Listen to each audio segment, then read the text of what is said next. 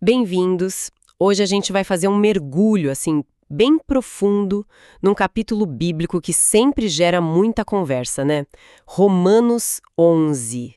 Temos aqui uma análise exegética e o foco é a fidelidade de Deus a Israel. É um tema-chave nesse texto.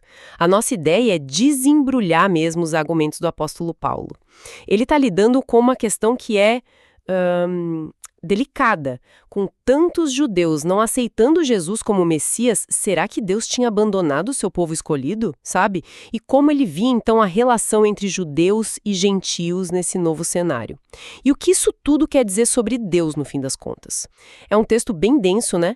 É o ponto alto de uma seção super importante da carta. Então, vamos lá. Exato, e para a gente entender bem Romanos 11, é fundamental lembrar o contexto, né? De onde Paulo está vindo. Esse capítulo é o fechamento daquela seção de Romanos 9 a 11, onde ele está tratando do que a gente chama de o problema de Israel. Quer dizer, se Deus fez promessas a Abraão, aos seus descendentes, e se Deus é fiel, como é que se explica que a maioria do povo judeu não reconheceu Jesus como Messias? É uma tensão teológica, assim, enorme. Sim, uma tensão muito grande. Em Romanos 9, Paulo já tinha defendido a soberania de Deus na escolha. Ele argumentou que ser descendente biológico de Abraão não era garantia automática, entende? Sempre teve uma eleição divina ali no meio. A eleição pela graça. Isso. E em Romanos 10, ele mostra toda a paixão dele pela salvação de Israel, mas ele também aponta o problema. Eles tentaram alcançar a justiça pelas obras da lei, né? E não pela fé em Cristo. Mesmo tendo ouvido a mensagem. Mesmo tendo ouvido, exatamente. E aí chega Romanos 11, que é fascinante, porque ele encara essa tensão de frente. E tem o contexto da igreja em Roma, né? Cristãos judeus e gentios convivendo, provavelmente com algum atrito ali. Ah, sim. Havia um risco, talvez, dos cristãos gentios, que agora faziam parte do povo de Deus, olharem com certo desprezo, talvez arrogância para os judeus que não creram. Paulo está escrevendo para corrigir isso também. Entendi o pano de fundo, faz todo sentido. Então, vamos para a primeira grande questão que Paulo ataca de frente. Deus rejeitou o seu povo Israel. E a resposta dele é um sonoro de modo nenhum.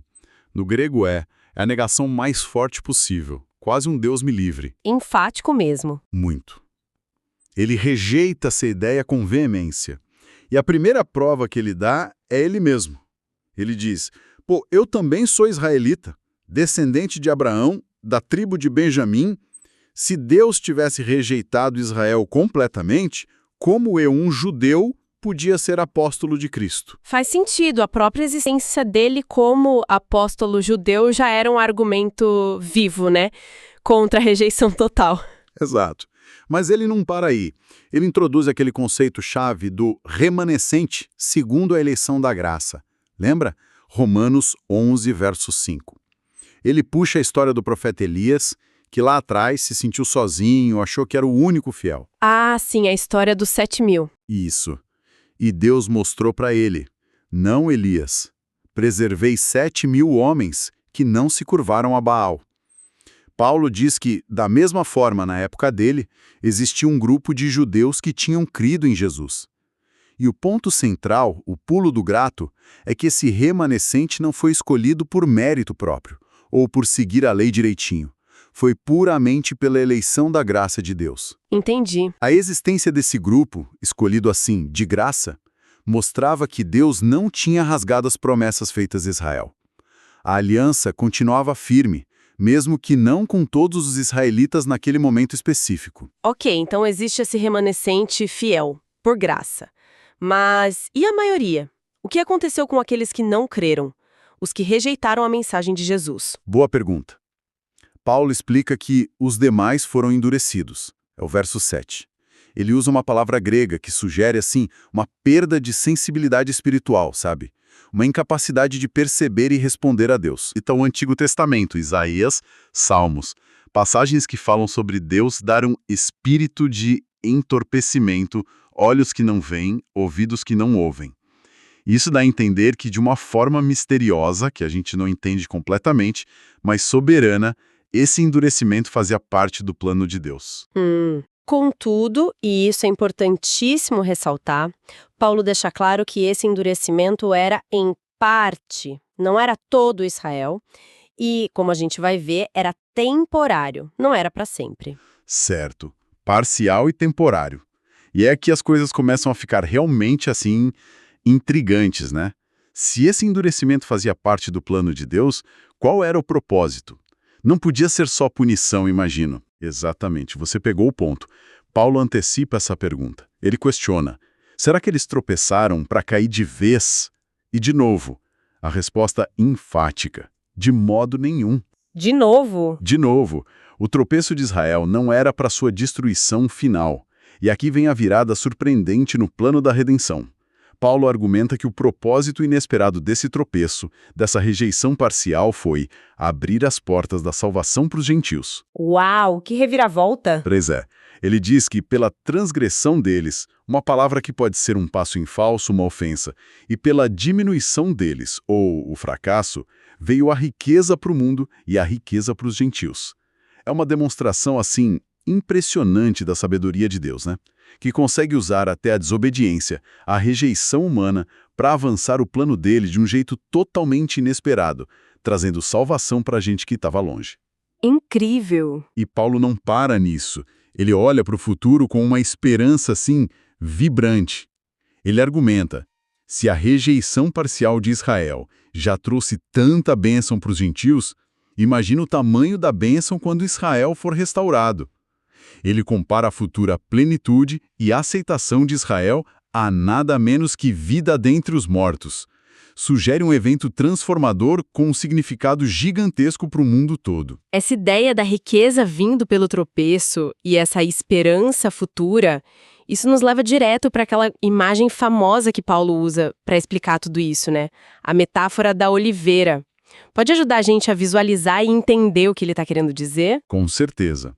Essa metáfora da oliveira, lá em Romanos 11, versos 16 a 24, talvez seja a imagem mais importante para a gente sacar como Paulo vê a relação Israel-gentios crentes. E é um argumento muito forte contra aquela ideia de que a igreja simplesmente substituiu Israel, sabe? Como se Deus tivesse jogado um fora e começado de novo com outro. Vamos ver os elementos. Sim, vamos lá. Primeiro, a oliveira cultivada. Ela representa o povo da aliança de Deus, o Israel histórico mesmo. Nutrido pelas promessas feitas lá para os patriarcas Abraão, Isaque e Jacó, pensa nela como a árvore da família de Deus, vamos dizer assim. Ok, a árvore da aliança. Isso. Depois, a raiz. É a fonte dessa aliança. São os patriarcas e as promessas de Deus para eles. Paulo diz que a raiz é santa, e essa santidade meio que se espalha para a árvore toda. É a raiz que sustenta tudo. Certo, a base. Exato. Aí vem os ramos naturais quebrados. São os israelitas que, por causa da incredulidade em Jesus, foram temporariamente quebrados, removidos da árvore. Eles perderam, por um tempo, aquela participação plena nas bênçãos que corriam pela árvore da aliança. Isso é o endurecimento parcial em figura. Os que tropeçaram. Isso. E, finalmente, os ramos de oliveira brava enxertados. Esses são os gentios crentes. Paulo descreve eles como ramos de uma árvore selvagem que não pertenciam originalmente à oliveira boa, cultivada. E aqui vem o detalhe crucial e bem surpreendente. Paulo diz que esses ramos bravos foram enxertados na oliveira cultivada. Enxertados? E na agricultura da época, o normal era o contrário. Pegar um ramo bom e enxertar numa árvore brava para melhorar o fruto. Fazer o inverso, pegar um ramo bravo e colocar numa árvore boa, era contra a natureza. Ah, interessante essa inversão. Muito. Paulo usa essa imagem antinatural para destacar o quão extraordinária e cheia de graça foi a ação de Deus ao incluir os gentios. Eles que não tinham parte na aliança, agora são enxertados e começam a receber a seiva nutritiva que vem da raiz. Quer dizer, eles participam das bênçãos e da herança espiritual de Israel. Nossa, essa inversão da prática agrícola ressalta muito a pura graça mesmo. E essa imagem toda serve também como um alerta direto para os cristãos gentios, né? Contra qualquer sentimento de superioridade. Exatamente. É um alerta muito forte contra a arrogância espiritual. Paulo fala direto para os gentios enxertados. Não te glories contra os ramos naturais quebrados. Ele lembra, Não és tu que sustentas a raiz, mas a raiz a ti. A posição deles ali na árvore não é por mérito, é pela fé. Se eles ficarem orgulhosos ou caírem da incredulidade, correm o risco de serem cortados também, igual aos ramos naturais foram. Uhum, faz sentido. Por isso o aviso: não te ensoberbiças, mas teme. Esse temor não é medo paralisante, mas aquela mistura de reverência, humildade, consciência de que se depende totalmente da graça de Deus, sabe? Sim, uma dependência total. E a metáfora não é só aviso, ela também reforça a esperança futura para Israel. Paulo afirma categoricamente que Deus tem poder para novamente os enxertar. Ele está falando dos ramos naturais que foram quebrados. Se eles deixarem a incredulidade... Deus pode enxertá-los de volta. Exato. O argumento é quase um quanto mais.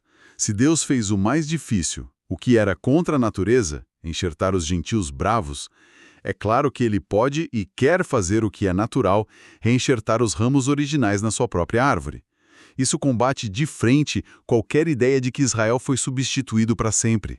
Entendi. A oliveira ilustra então a inclusão dos gentios, a esperança para Israel e ainda ensina a humildade. Ótimo.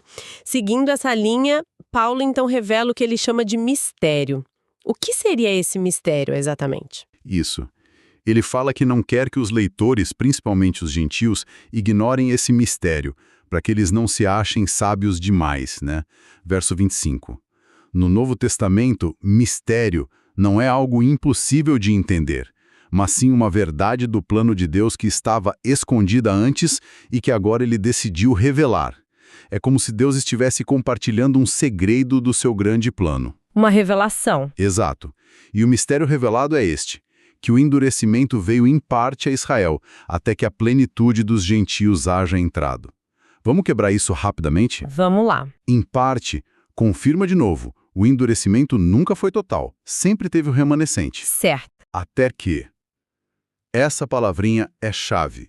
Indica que o endurecimento tem um prazo, um limite de tempo, não é eterno. Importante. E plenitude dos gentios. Isso se refere a um número completo que só Deus conhece, de pessoas de todas as nações que serão salvas ao longo da história. Então o mistério é que o endurecimento parcial de Israel tem um propósito: dar espaço para os gentios entrarem e uma duração, até que o número de gentios salvos se complete. E o que acontece depois? Depois que essa plenitude dos gentios entrar? Aí vem a declaração bombástica e super debatida. E assim todo Israel será salvo. Verso 26. Todo Israel será salvo. Essa frase com certeza deu o que falar. O que exatamente Paulo quer dizer com todo Israel aqui? É aí que a discussão pega fogo, né? Ponto central de debate nesse capítulo, sem dúvida. Basicamente, tem duas grandes linhas de interpretação. A primeira, alguns entendem todo Israel como o Israel espiritual. Ou seja, a totalidade dos eleitos de Deus na história, juntando judeus e gentios que creram em Cristo, a igreja, como verdadeiro Israel. A igreja inteira. Isso. A segunda linha, olhando para o jeito que Paulo vem argumentando o contraste Israel versus gentios, a metáfora da oliveira com o reenxerto dos ramos naturais, a ideia do endurecimento temporário, até que entende todo Israel, se referindo ao povo judeu mesmo, etnicamente falando. Ah, entendi. Uma salvação futura do povo judeu. Exato. Essa visão aponta para uma futura conversão em larga escala.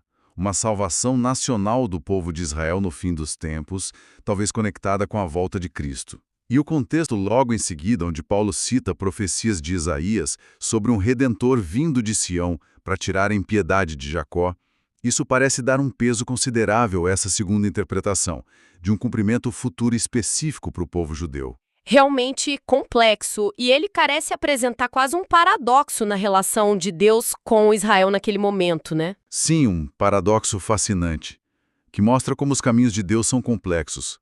Ele diz assim: quanto ao Evangelho, os israelitas incrédulos são inimigos por vossa causa, gentios, mas quanto à eleição, são amados por causa dos patriarcas. Inimigos e amados ao mesmo tempo. É isso. Em relação ao Evangelho que eles rejeitaram, Eles se colocaram numa posição de inimizade com Deus. E isso, paradoxalmente, abriu a porta para os gentios.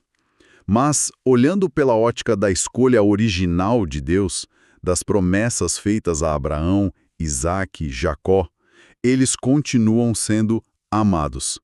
A eleição de Deus, as promessas dele, não foram canceladas pela infidelidade deles. E isso leva a uma das afirmações mais fortes da Bíblia inteira sobre a confiabilidade de Deus, né? Sem dúvida alguma. Paulo declara no verso 29, porque os dons e a vocação de Deus são irrevogáveis. A palavra grega ali significa literalmente sem arrependimento, imutáveis. Irrevogáveis. Que forte! Muito forte. Deus não muda de ideia sobre seus dons, suas promessas, sua aliança e sua vocação, seu chamado a Israel. O que ele prometeu, ele vai cumprir. A fidelidade dele é absoluta. Aí ele resume aquele padrão surpreendente de como a misericórdia de Deus funciona. Os gentios, que antes eram desobedientes, acharam misericórdia justamente por causa da desobediência de Israel. Agora, da mesma forma, Israel, que está nesse momento em desobediência, vai encontrar misericórdia.